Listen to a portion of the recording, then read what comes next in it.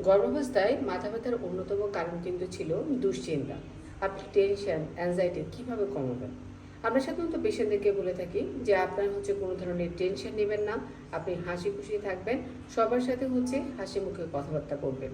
এটা একটা পলিসি যে আপনি কিভাবে সুস্থ থাকবেন। সেটার থেকে আরেকটা বড় কথা যে আমরা অনেক সময় বলি যে আপনি মেডিটেশন করতে পারেন। মেডিটেশন করলে আপনার মাথা ব্যথা কিন্তু অনেকটাই কমে যেতে পারে। এরপরে আজকে আমরা জানবো যে গর্ভাবস্থায় কখন মাথা ব্যথা হলে সেগুলোকে আমরা সাধারণত বিপদ চিহ্ন বলে থাকি।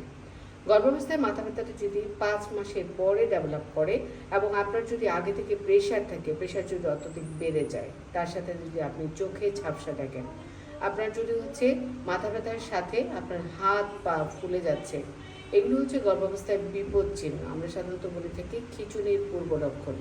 এই ধরনের সমস্যা থাকলে অবশ্যই আপনি গাইনোকোলজিস্টের পরামর্শ আসবেন।